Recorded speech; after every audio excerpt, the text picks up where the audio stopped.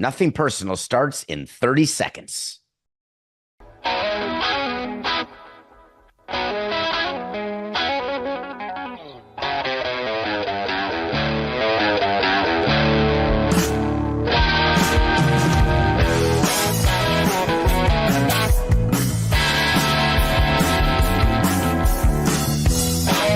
It's just business. This is Nothing Personal.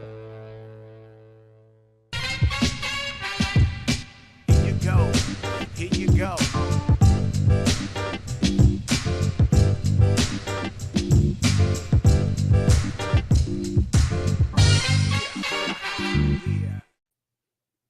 Ides of March. That's the Nothing Personal word of the day. Beware the Ides of March. To all of my brilliant listeners, love you all. Of course, it's not March 15th. It's February 28th, 2025. It's Friday. I know you're paying attention. Why do I say beware the Ides of March? Because I'm fine that Caesar got assassinated on March 15th, like over 2025 years ago.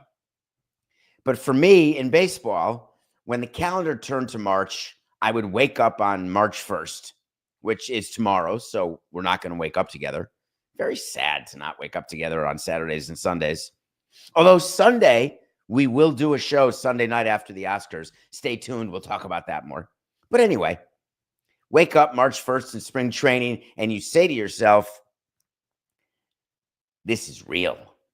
We got to start really focusing on getting the pieces of the team together, on getting the players more at bats, getting the pitchers ramped up. It's go time. You know I'm an initials guy. F is no big deal. I mean, you're excited. You get to go south. You get to get warm in F. You get to do some PFP and working on stuff that no team ever needs. You don't need to ever practice the pitcher covering first base on a ground ball to first base. It never comes up in the regular season ever, and certainly not in Game 5 of the World Series. That would never come up. So you don't have to do too much of that. A bunch of catching drills, a bunch of eyewash throwing live BP. Never seen more eyewash than I saw this spring training ever. Videos everywhere of teams releasing, oh, this player took that pitcher deep. Woo-wee. Look at how nasty Skeens' stuff is. It's making Tommy Pham look like phlegm. You know, of course, the front offices, they're sitting in the back. I actually, Coca, this is a funny one.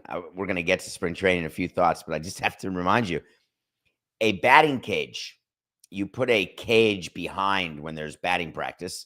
And so if the ball gets by a catcher or foul ball, it doesn't go into the stands. It hits a cage. And in the middle of a batting cage, the support is a foamed, padded support. And it was exactly at my eye level because I'm small. So I had to either crouch down or get a stool in order to see over the middle part of the batting cage. It would be rare for me to just sit in the batting cage because I'd have a hard time seeing. But anyway, so the players are up and they're hitting and you're just feeling good about yourself. Well, when March comes, when it's M, now it's serious. Now you're paying attention to every single at-bat, every single inning pitched. You're keeping track of how many at-bats players are getting, and you've mapped out how many they will get before opening day. You're tracking innings pitched for starters and watching them ramp. You are taking care of getting relievers back-to-back appearances as you get into the middle of March, the true Ides of March. It's just a little more sharpness in how you are facing and handling spring training. But it also means that bad stuff happens. Spring training injuries in February, we would always say to ourselves, all right, it's a little tissue, we're good. It's a little pull of a hammy, we're fine. You got a little lat, little oblique, a little soreness, it's to be expected, a little sunburn. Any sort of injury report that comes from the trainer's room, which we would get every day, we'd go into the training room. after the workout or after a spring training game. But B, you'd get the spring training injury report. During the regular season, it's called the injury report that would come to us after every game. But in spring training, we call it the spring training injury report. And you've got all of your guys who were hurt and on rehab and all of your guys who just have little things. And you have this feeling that there's plenty of time. Not the case once M comes. So it's not a coincidence that tonight, as we are heading into March, you've got Shohei Ohtani making his spring training debut, getting him ramped up. Now, that for the Dodgers and for the Cubs, they've been in the M mentality for about 6 days right now, 7 days right now, because they're going to Tokyo next week, and they're starting the process of getting to the 18th when the regular season starts. You should not read into, because there'll be a lot of excitement around Ohtani making his debut. Don't read a lot into that. Ohtani doesn't need a huge number of at-bats. He's coming off the torn labrum. He's coming off the second UCL, Tommy John. He is not the type that is going to need to get, 50 spring training at-bats. So he's going to make his debut for the Dodgers, and there's going to be a lot of attention about it. But this is his way of getting ready. Not much to see there. Right now is when the teams are figuring out, Dodgers and Cubs, you actually have to make your major league roster earlier than the other 28 teams because you're starting the regular season so much earlier by going to Tokyo. So the Cubs have already started with certain announcements of things that you can look for, like Nico Horner. It was announced he's not even going to Japan because he's recovering from off-season surgery.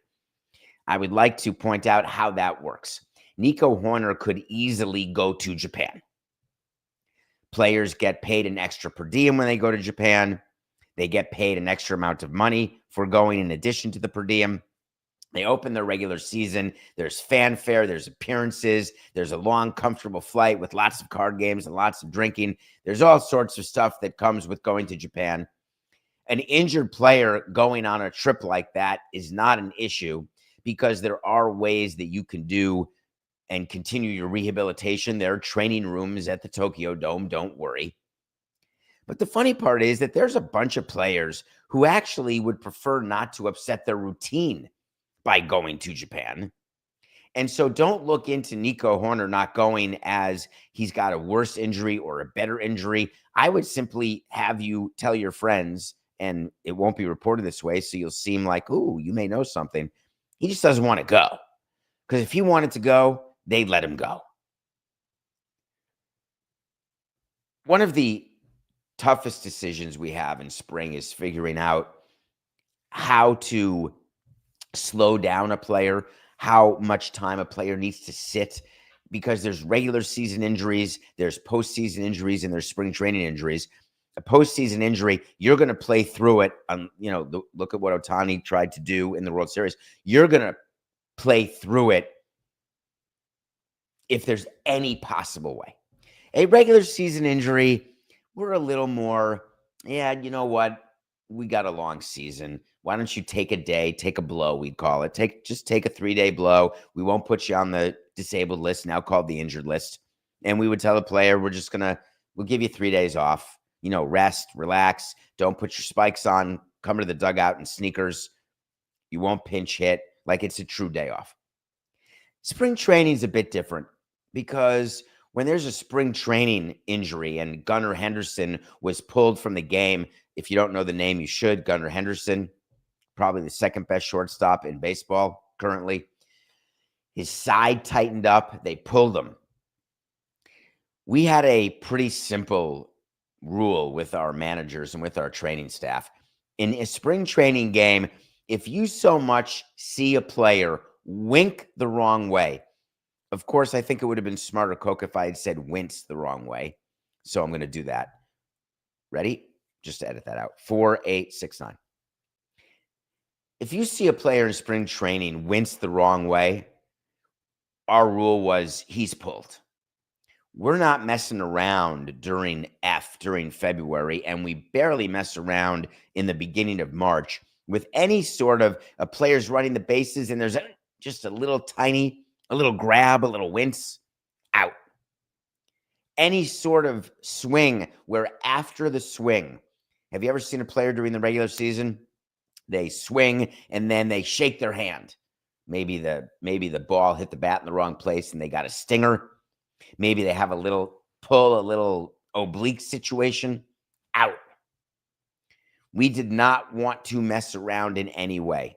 So you should not be alarmed at all that Gunnar Henderson got pulled with some tightness. That is completely normal and fine. I would expect him to be ready for opening day. Another player to mention, are you Yankee fans? I think there's 6.9% of you who are Yankee fans. Did you see the news that Nolan Arenado of the St. Louis Cardinals went to Tampa to play the Yankees? I would like to just tell you how that works, because Nolan Arenado wanted to make it very clear that he was not going to Tampa to showcase himself, because trying to get himself traded to the Yankees. Do the Yankees need a third baseman? You bet your sweet bippy they do. Would Nolan Arenado be an upgrade over DJ? Cabrera? Not that one. Probably. I want to talk about players traveling from Jupiter, which is on the east coast of Florida, to Tampa, where the Yankees have spring training and the Tampa Rays are going to have their regular season. That's on the west coast of Florida. In spring training, you don't fly. You get on a bus. You sit on a bus. It's uncomfortable. It is horrific. Here's a note. The veterans don't go from Jupiter to Tampa, just like the veterans don't go from Tampa to Jupiter. When the Yankees play the Marlins in spring training, go ahead and look. Only if the player requests to go, wants to go. We don't make any of the good players go. There's no reason for it. It's a trip that no one wants to do. If a player comes to us and says, hey, I've got family in Tampa, I want to go. I want to be on the Yankees travel roster. Fantastic. We're looking for volunteers, not like it's lifeboats on the Titanic. We're looking for volunteers like you're going to the chair. Nolan Arenado said, I didn't come here for that. Day 3 of spring training. That wouldn't be a good day to showcase myself. Nolan Arenado has a brilliant agent. You know that. Joel Wolf, Stanton agent, Sasaki's agent, Yamamoto's agent. Just a quick side note, and it's really a front note. It's not even a back note. It's giving me a backache, though. The Yankees are not trading for Nolan Arenado because he goes 3 for 4 in the spring training game in February or even in March. They are not calling the Cardinals and saying we no longer have interest because Arenado went 0 for 4 with 3 Ks. It is beyond funny to me that Nolan Arenado would like you to believe, as the fan, that he is not ready for a showcase, because players are not ready for showcases ever in spring training. They're barely ready in the regular season. It's ridiculous.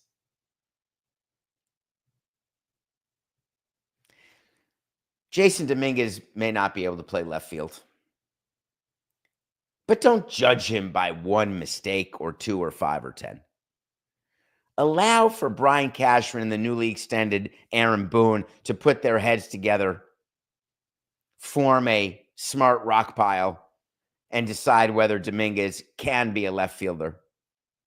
It's embarrassing when you have a player who you have changed his position and that player doesn't do well. Why do I know this? It's the first lesson I ever learned in baseball. It's the first lesson. April 3rd, 2000, game number 1 of my career. Dodgers beat the Expos 7-4. Kevin Brown beat Dustin Hermanson. We changed Michael Barrett's position to third base because we wanted Chris Widger to catch. We did a position change in spring training. You've got this, Michael. It's ground balls. Don't you worry. First batter, Michael Barrett, ground ball. Boom, right through his legs. I'll never forget that as long as I live. That's 25 years ago.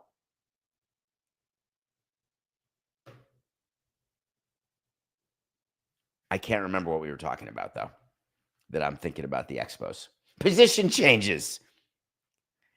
When you do a position change for a player, you really want that to work.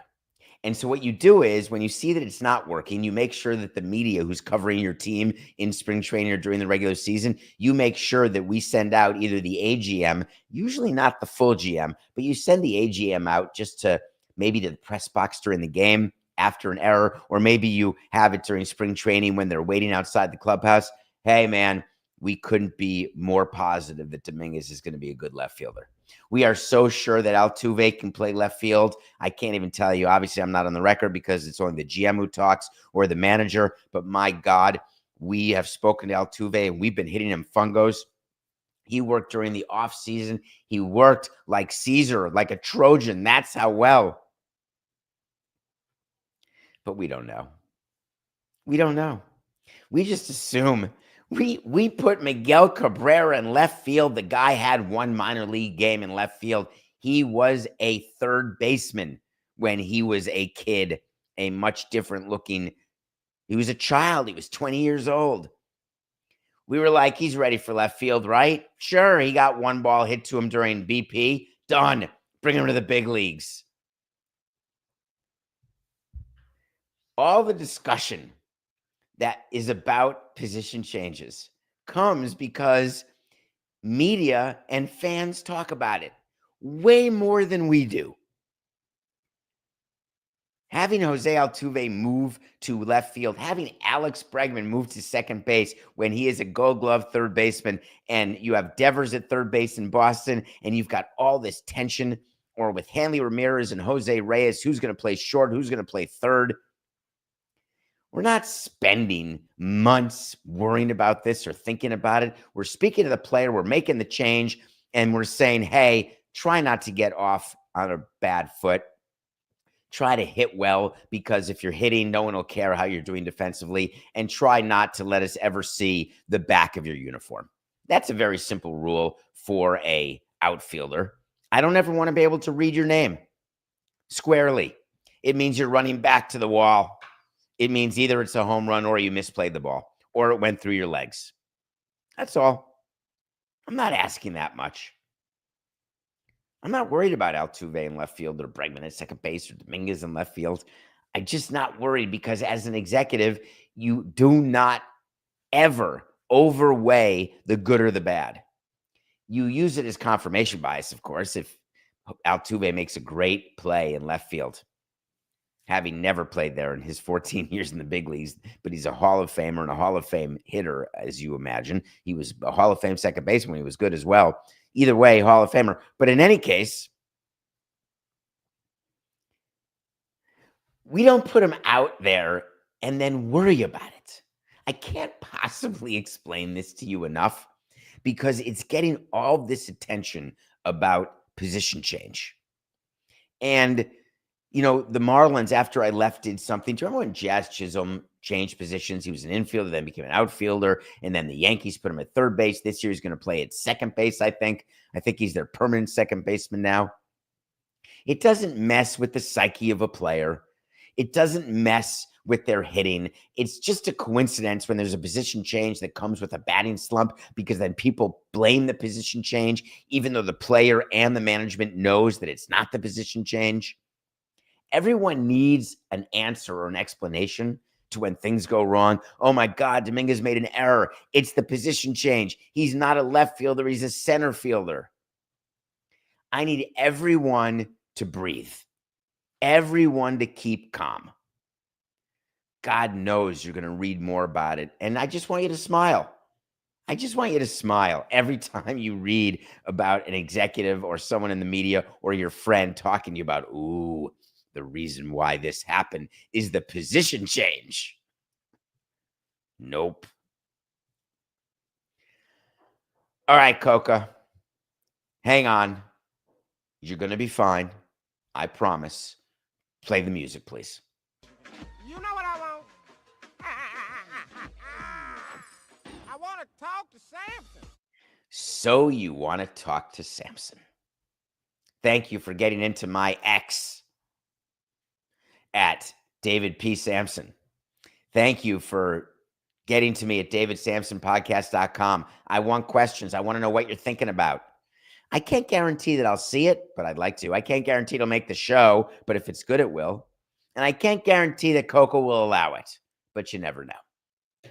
David, I bet you won't talk about this, but just in case, is ESPN Bet finished?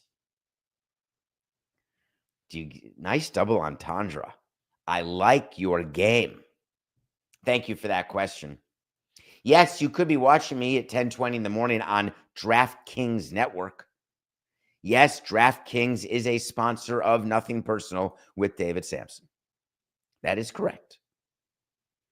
Coca, I've made a commitment to you that if the lights go out in the middle of this segment, because DraftKings says, oh my God, I cannot believe that Samson is discussing ESPN Bet and PENN Gaming and PENN Entertainment. If the lights go out, I promise I will continue to pay you every 2 weeks. You will have a severance of like 10 months for the rest of this year. But the reason I think that we're okay to answer this question is this is big news, big business news.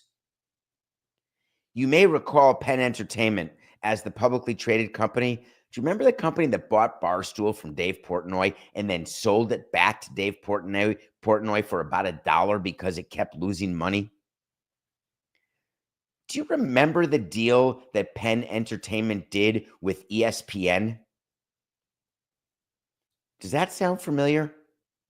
And that ESPN Bet was the betting app for ESPN, and it was in conjunction, in concert with PENN Entertainment.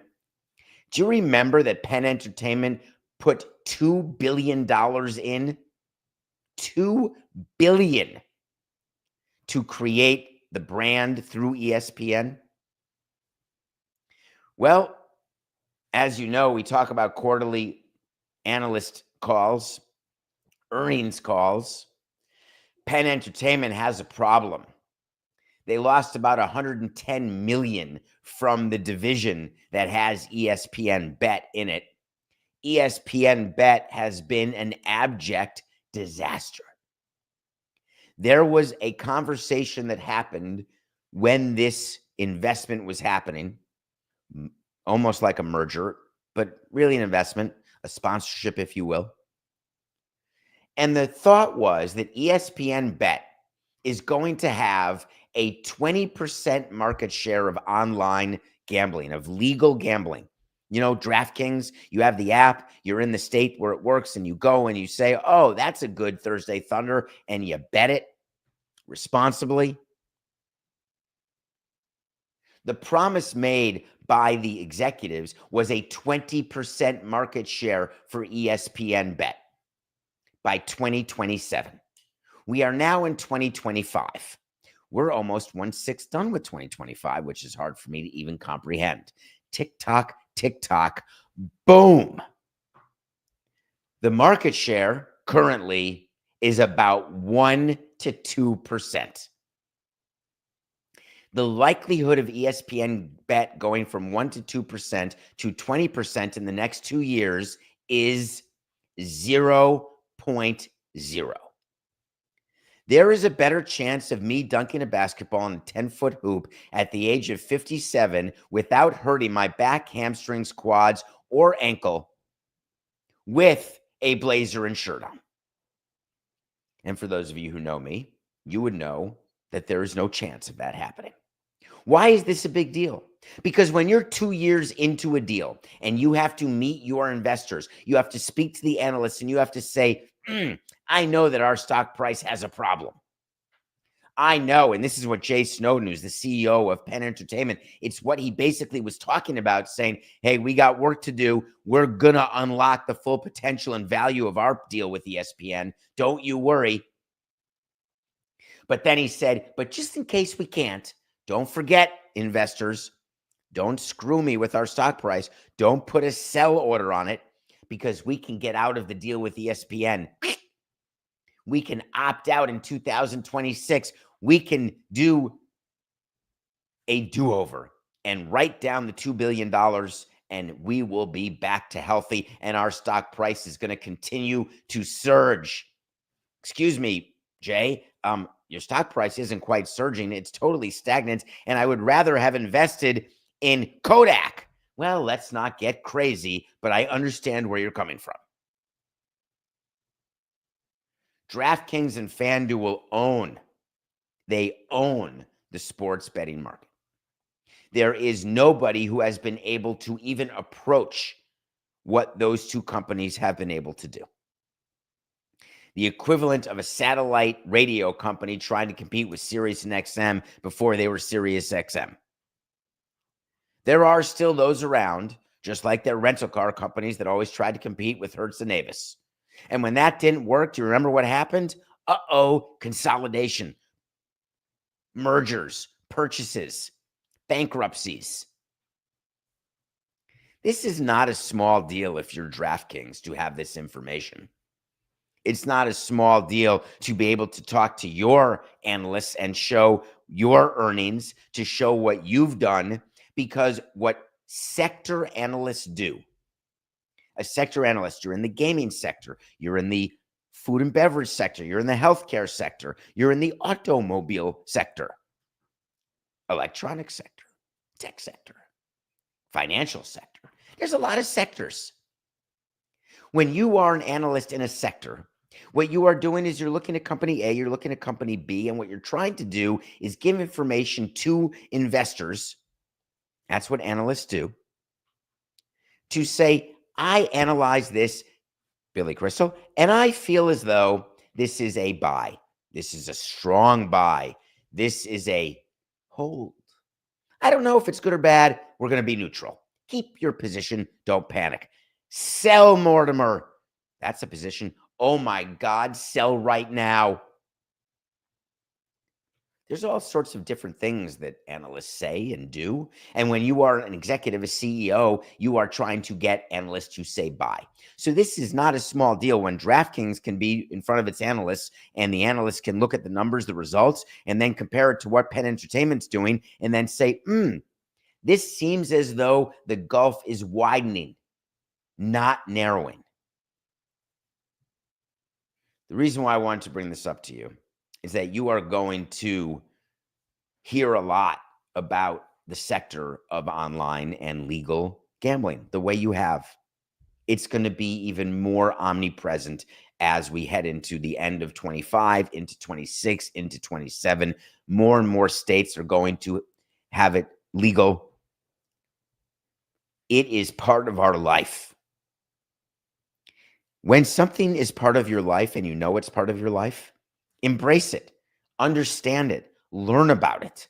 I'm not telling all of you, I'd like you, the crown is yours, please. However, it is important to note that when you can't change something, you adapt to it. Legal gaming is here. Competitors are going to learn really quickly how the market is going to work going forward, because the disruptions in the market will end up lessening as the market matures. And when disruptions lessen, you have a calming. You have a clear victor or victors in a market. And that then impacts everything about the stock, everything about the worth of the company, everything about how the company operates, how it invests its money. All of these things happen in a very logical sequence. And having PENN Entertainment come out and do what it said and have the results it had, it's very, very telling. Nothing personal pick of the day. Do you like that segue? Get it? We did a pick. We had the Nuggets -2.5 over the Bucks, and it's the worst loss we've had this year. We've had 40 picks, maybe 41 if we have a push. We're 18-22-1. I'm mortified at what happened between, who was it, Coca? Porter, Westbrook. They just stunk. Not only did the Nuggets not cover, they didn't even win the game. We got a big game tonight as our final pick of the week. It is the Celtics -2.5 over the Cavs. This could very well be an Eastern Conference Finals championship matchup. The Cavs, you can no longer say, are a flash in the pan. I don't know if that's the expression. Why is that in my head? Sheldon, help me. The Cavs are good. We're getting toward the end of the regular season. Once March comes, you're close to April, and April is when the playoffs start. Celtics, big game for them. We're taking a -2.5. When we come back, it is Oscar weekend. We're going to talk about Oscar weekend. We're going to talk about Oscar ballots. We're going to talk about Meadowlark and the stained carpet. And then we're going to talk about Taylor Swift. Don't worry, I'm not going to sing. We'll be right back. Whether you call it soccer, football, or something else, you can take a shot to win cash with Heineken and Draftkings while watching the world's most popular sport. Make predictions on some of the biggest matches of the year and compete for $5,000 a contest in 15 free pools. Heineken is a lager for any league, and you'll enjoy action from the first to the last. Must be 21 plus to enter. Eligibility restrictions apply. Void where prohibited. See DraftKings.com/Heineken for details.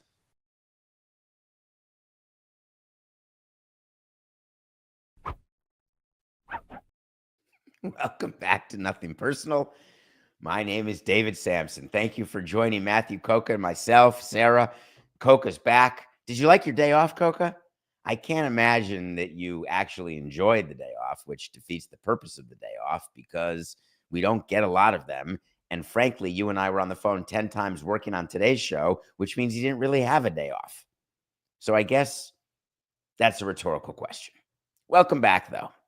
We come to you every day live at 8 a.m. on Nothing Personal with David Samson YouTube channel. You can catch us on the Draftkings network. It's now 10:31 a.m. And we love it so much. We have so many things to cover. I bet we could do this show for longer, Coca. In any case, this is my favorite weekend of the year. It's not the Super Bowl. It's not the World Series. It's not spring training. It's not my birthday. My favorite day is Oscar Sunday. I have a whole, would it shock you to know that I have an Oscar Sunday routine by chance? Adnan Verk, thank you for being a fan of the show, Adnan. I know you're watching this. All I'm focused on is beating you and having my ballot be better than your ballot. I'm thankful to Adnan Verk, who's going to join me live Sunday night right after Best Picture is announced. Make sure you come to the Nothing Personal with David Samson YouTube channel. There is already a link that's available. You can hit reserve or remind me, or there's a button. But anyway, at the end of the Oscars, come join Adnan, come join me, because we're fun and we'll have fun. We're not going to be all serious and say, let's talk with our pipes. Well, I may have a pipe, but it's not going to be that kind where we'll say, let's talk about the Best Picture winner, Conclave. Ooh, spoiler alert. I got some wait to sees here, Coca. I've got a full ballot release, and I'm going to wait to see every last one of them. I have chosen. Now, Coca, do you have a way to share this with the audience somehow? How do we do this? Do we tweet the picture of my ballot? Do we somehow put a picture here online? Do I read off every category? Do I give you just a hint into some of the big categories where people are saying, can Culkin win the Best Supporting Actor? Ovs, I'm not going to spend time on that.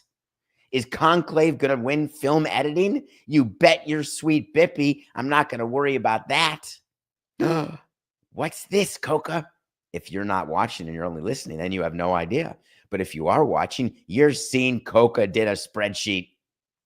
Every single one of my picks, from Demi Moore winning her first Best Actress Oscar of her career, like a lifetime achievement for About Last Night, St. Elmo's Fire. Knowing that Wicked is going to do well by winning production design. Dune is even going to get 2 Oscars, sound and visual effects. Emilia Perez, it's still Best International Feature. My biggest concern is animated feature. Flow was so good, I almost went with it, but I went with The Wild Robot instead. So I have all these categories. I did 23. Original Screenplay, Anora. Best Director, Anora. I loved Anora. Documentary Feature, Porcelain War. I got them all 23. I'm going to tweet at David P. Samson. I'm going to put it on Blue Sky as well. I don't remember what my thing is, David P. Samson. I think everyone has the same one, Blue Sky Social, whatever. I'm going to take a picture and put it on Instagram, David P. Samson, because I want you to see the ballot that I did. And then I'm going to mark how well I do. And then we're going to do a live show. I've been thinking a lot about it. We just found out, Coca, that they're going to do a tribute to James Bond during the Oscars. Na na na na na na na na na na na na na na na. James Bond. James Bond. I love being able to say Schitt's Creek, and I love being able to say Octopussy. There's also a very good chance Coca's yelling in my ear that I just did the theme to Batman. Did I really? All right, can we take a break? Have we taken our break yet? Because I'm doing the Batman theme. What is the James Bond theme? Na na na na na na na na na na na na na na na. No, I think that's still Batman. Oh, it's da na da na da na na na na. Thank you, Coca. Today, Friday. I'm back, baby. Can you imagine that Travis Kelce is not retiring? He's back. Isn't that Michael Jordan's? Do you get to own words like I'm back when he unretired after his quote-unquote baseball career? That's not even a conspiracy theory. That's exactly right. Michael Jordan retired and then came right back after 2 years. He missed it so badly. He never would have wanted to win 8 titles in a row. He only would have wanted to win 3 titles in a row twice because he really wanted Houston and Elijah to win a title. Pfft, give me a freaking break. But anyway, Michael Jordan's back. That's good. Very thankful for that. Travis Kelce, did you think for a minute he wasn't going to come back for his 13th year? I did. I admit it. I'm the one who told you he was going to be done because Taylor Swift was going to say, hey, I really don't want you to see 3 of me. I'd rather you be able to be around when we've got little children and you can follow them around without a creaky back, neck, no knees, no hips, and a little CTE. Stop playing. But then Taylor Swift and Travis Kelce said, well, you know, it's really big business when I get to come watch you play and then you get to come watch me sing and dive into the stage, but it all works out well. And I go on a roller coaster.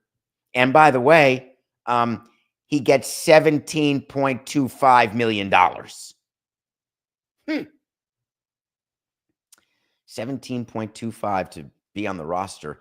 You think he was going to walk away from that just because that he may 1 point get half of Taylor Swift's fortune?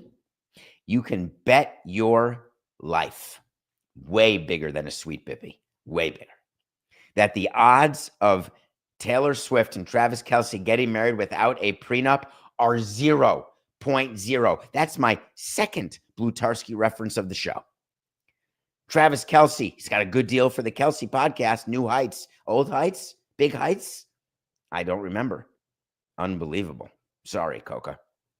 In the Heights. I think that's Lin-Manuel Miranda. In either way, that podcast, it's worth money. They signed a big deal. You're not walking away from $17 million.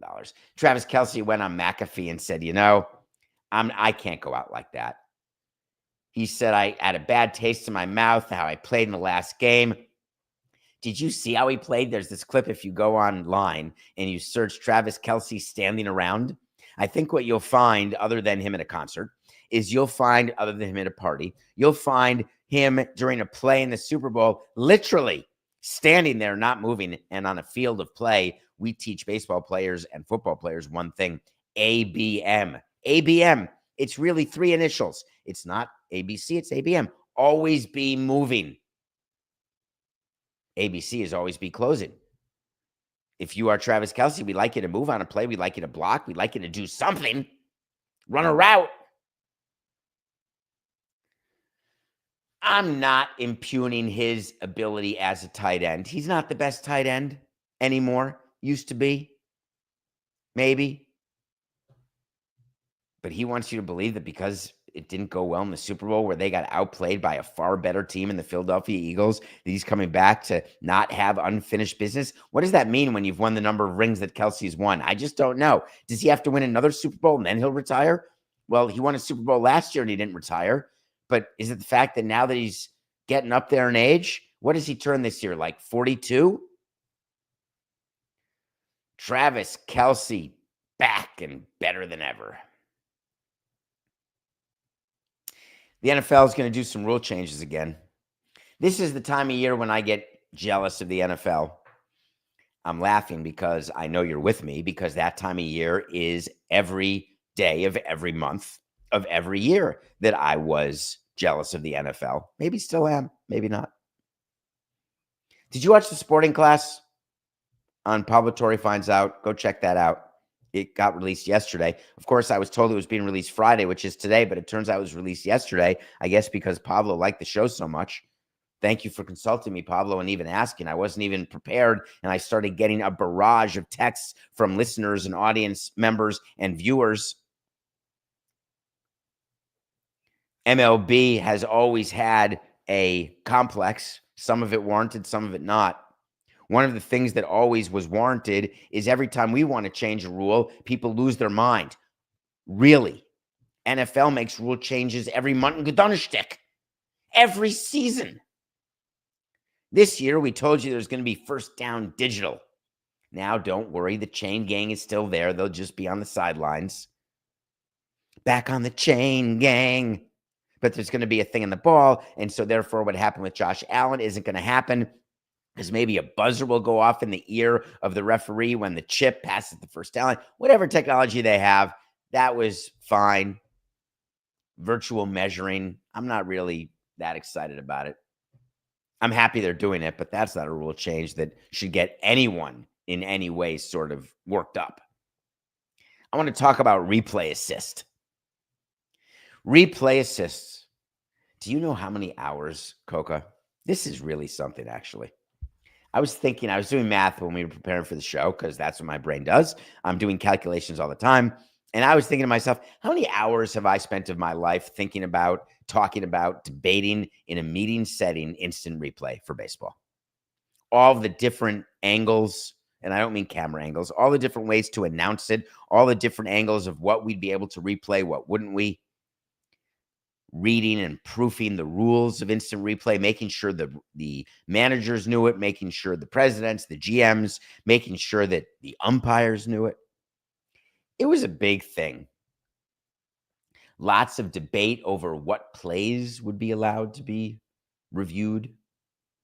The other leagues go through this as well. The NFL is looking at a bunch of changes to replay assist, and I wanted to just talk about what your goal is when you start thinking about what changes you want. Do you want to allow a replay on a penalty call after a play is done? The NBA fights through this all the time when they've got challenges. If they see something else, are they allowed to call that something else when there's a replay? If you see a replay in the NFL and you see that you did not call holding on the offense, you called face mask on the defense, and you see a replay that clearly shows holding on the offense, why shouldn't you be allowed to call that? It's a pretty simple rule that I like to have. And for whatever reason, I couldn't get broad support for this rule. But the pretty simple rule, don't we want to get it all right?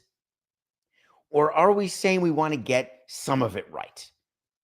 And it's a willingness that we have. This is the old humans conversation with Max Scherzer. Are we willing to have a level of human error? And the underlying issue that we would talk about is time. That's why the whole baseball automatic ball strike challenge system is brilliant, because the time, it's like that, like tennis, the snap of a finger. How many times do you see an instant replay or a replay official in the NFL or in the NBA, and you're like, dude, what's taking you so long? There you go. You got the angle.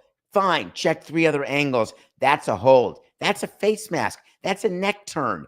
That's a horse collar. That's defensive pass interference. How many times do we wait and say to ourselves, well, I can't believe we're in commercial break. We don't have the result yet. None of this is making sense to me. What I wanted to get accomplished in baseball, and what I believe the NFL should be doing with replay assist, is getting every call right as quickly as possible. You've got people in a replay center in baseball. You've got umpires there. In football, you've got the referee who's in the tent, who's looking at the play. They used to do it in a tent. Now they don't, because they lost a sponsor for doing that. You can get an extra sponsor when you're sponsoring. What is it, Coca? This is a true example of value not being there. I want to say it's Windows, but I could be thinking of something totally different, in which case, congratulations, Windows. You're in my brain in a way that maybe you shouldn't be, associated with something that you shouldn't be associated with, which can be bad, but in this case, not. I would like the NFL to be able to have replay assist and to allow any sort of penalty to be called after any sort of replay assist. I would like replay assist to be used whenever there is an opportunity to get a call right. And I'm happy to limit the number of times coaches can call for it the way they limit coaches' challenges. But I'm also happy to make it unlimited, because I want the referees to be able to have it as a crutch without them thinking that we are evaluating them as bad referees or umpires. That's the whole thing with MLB umpires, the embarrassment level of being overturned. How upset they get. Oh, they've got the most number of overturns. I guess it means they're a bad umpire. When we are judging umpires, do we look at how many times their calls get challenged and then what the rate of success is for those challenges? Yes, we do. Is it dispositive for whether or not that umpire is on probation, gets fired, becomes a crew chief? No, it is not. One of the ways you are judged is on your calls, no doubt. There's so many more parts to it. And my interest as an executive, or now in the media as a fan, whatever it is that I am, I'm really not interested in the psyche of the umpires or referees. I totally understand why the commissioner's office was and why I was as a team president. I'm much less interested in that now, not being harsh.